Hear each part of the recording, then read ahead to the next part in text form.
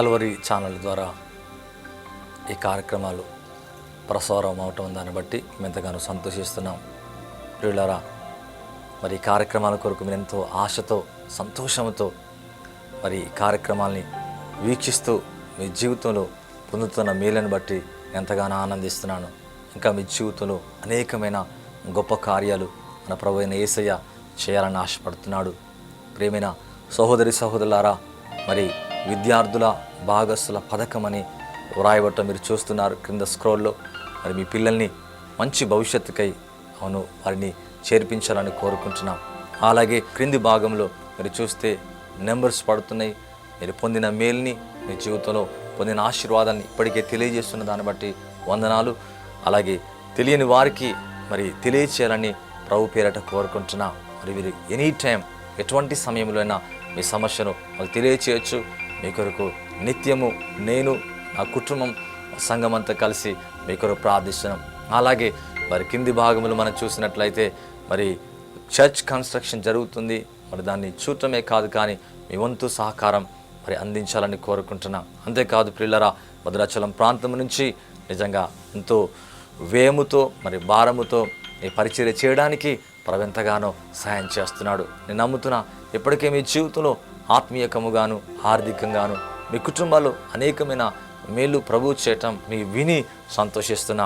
ఇంకా మీ జీవితంలో అనేకమైన మేలు పొందాలని ఆశపడుతున్నా. కళ్ళు మూసుకుందాం, ప్రార్థన చేద్దాం. పరిశుద్ధమైన తండ్రి, నీకు వందనాలు ప్రభా. Thank you Jesus. ఓ హల్లెలూయా. దేవానికి స్తోత్రం. వండర్ఫుల్ జీసస్ నాయన, గ్లోరియస్ లార్డ్. అయా మీకు స్తోత్రము నాయన. పరిశుద్ధమైన తండ్రి, మీకు వందనాలు ప్రభా. మీకు స్తోత్రాలు నాయన. ఎంత మంచి దేవుడు అయ్యా. అయా తండ్రి, మీ ప్రసన్నత, మీ అభిషేకం, మీ యొక్క మహిమ నిజముగా మా జీవితంలో ఎక్కువ చేసి ప్రవహింప చేస్తున్నందుకు వందనాలు. దావీదు చెప్పినట్లుగా నా గిన్నె నిండి పొర్లుచున్నదని వాక్యంలో రాయబడింది నాయన. ఎవరైతే కార్యక్రమాన్ని వీక్షిస్తున్నారో నాయన, వారి జీవితంలో మీ సమాధానం, మీ సంతోషము నాయన, మీ ఆరోగ్యం ప్రభా. అయ్యా అంతేకాదు నాయన, వారి జీవితంలో కలిమి సంపద అయా పొర్లి పారునట్లుగా సాయం చేయండి. అయా వాక్యాన్ని విత్తబోచుండగా, వాక్యాన్ని బోధిస్తున్న నాపై మైన రెవల్యూషన్ నాలెడ్జ్ నైనా, జ్ఞానమును ప్రత్యక్షత గల మనసును దయచేయి.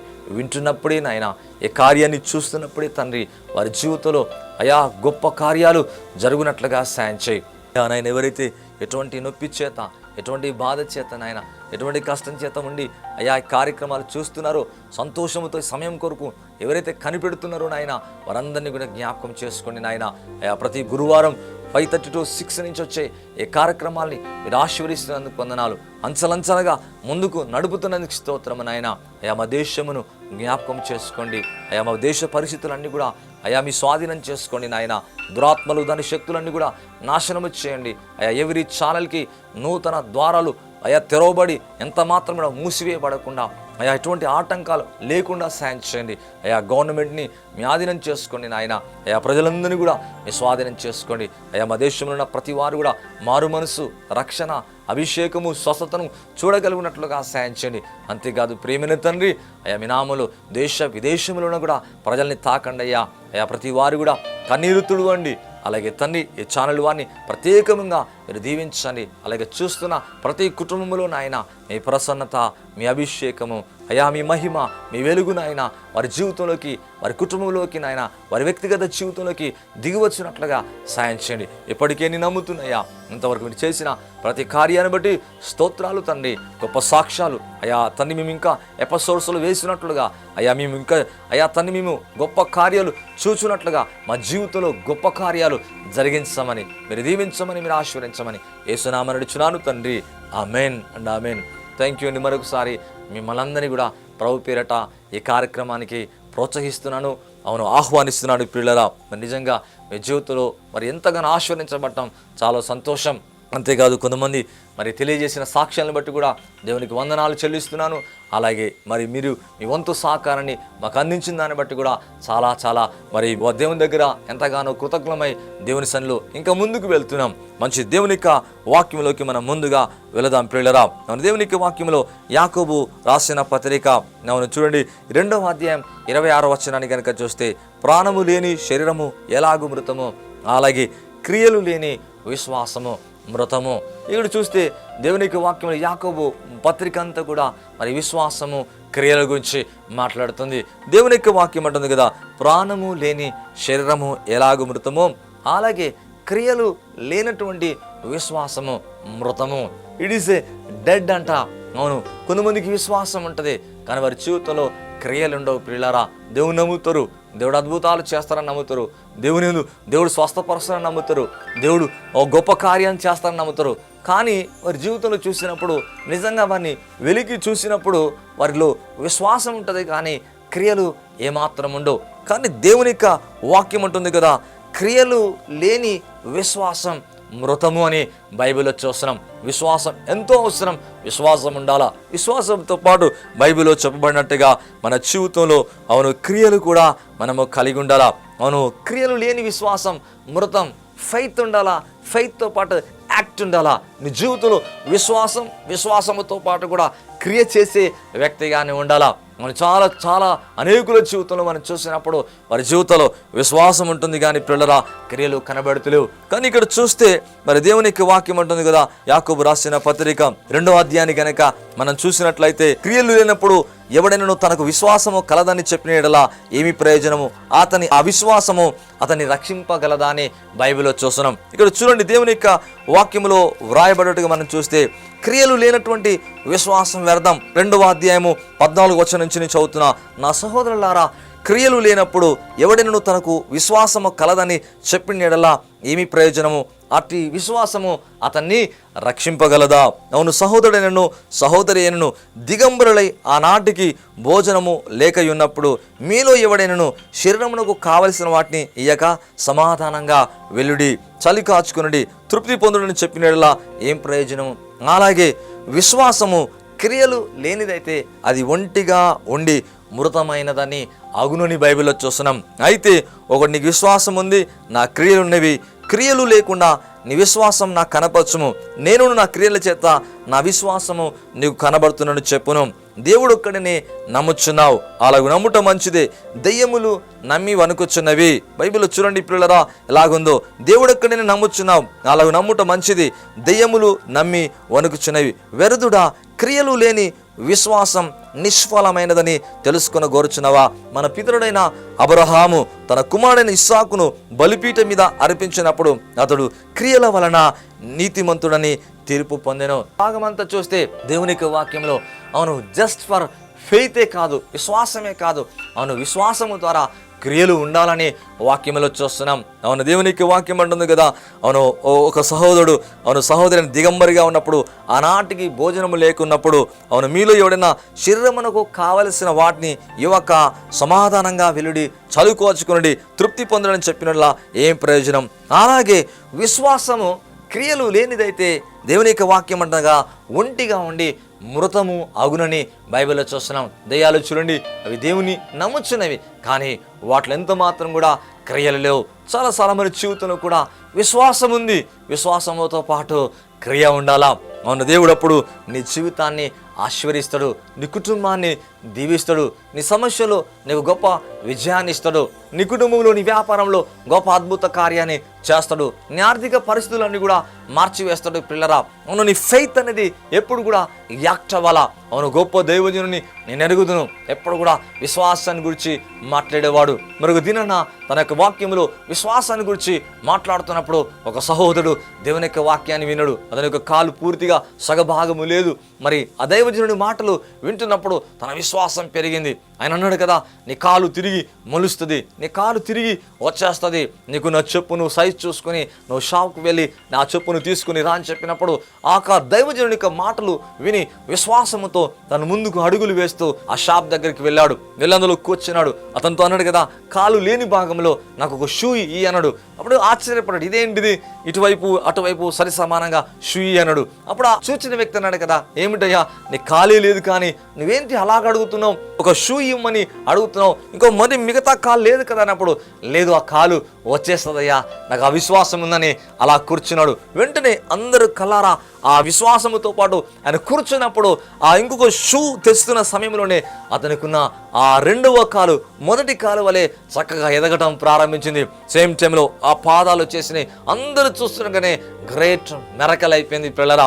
నిజమే, ఇటువంటి కార్యాలని మనం ఒకవేళ నమ్మలేకపోవచ్చు, ఇటువంటి అద్భుతాల్ని మనం చూడలేకపోవచ్చు, కానీ దేవుడు ఇటువంటి కార్యాలు చేస్తాడు. యేసు ప్రభుకి ఏది కూడా అసాధ్యమైంది లేదు పిల్లరా. అవును, దేవుని యొక్క వాక్యానికి, ఆయన నామానికి ఎటువంటిది కూడా అసాధ్యమైంది లేదు. మనం నమ్మినప్పుడు గంభీరమైన కార్యాలు చేయగలడు. ఆయన శక్తిమంతుడైనాడు, ఆయన అద్భుతాలు, ఆయన సూచక్రియలు చేయగల దేవుడైనాడు. ఎప్పుడైతే మన విశ్వాసము, అవును ఉట్టిగా విశ్వాసమే కాదు, కానీ విశ్వాసముతో పాటు మన జీవితంలో క్రియలు అనేటివి ఎంతో అవసరమై ఉంటుంది.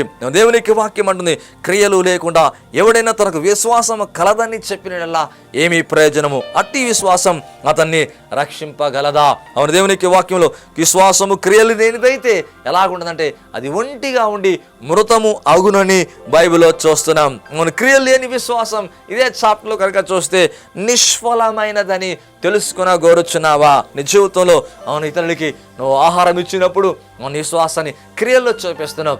ఒకవేళ అవును వస్త్రాలు ఇస్తున్నప్పుడు నీ విశ్వాసాన్ని క్రియల్లో చూపిస్తున్నావు. అవును, ప్రభువు కూడా అనేకుల జీవితంలో అద్భుతాలు చేశాడు. గురుడి వారికి చూపినిచ్చినట్లుగా బైబిల్లో చూస్తున్నాం. చెవిటి వారు చెవులు తెరిచాడు పిల్లల. అందుకే వాక్యం అంటుంది కదా, లూకా సువార్త 24వ అధ్యాయం 9-19 వచనం చూస్తే, ఆయన దేవుని ఎదుట ప్రజలందరి ఎదుట క్రియల్లో వాక్యములో శక్తి గల ప్రవక్త ఉండును అని బైబిల్లో చూస్తున్నాం. ఇటు వాక్యమే కాదు, కానీ దేవునికి వాక్యం అంటుంది వాక్యములలో క్రియలలో శక్తి గల ప్రవక్త.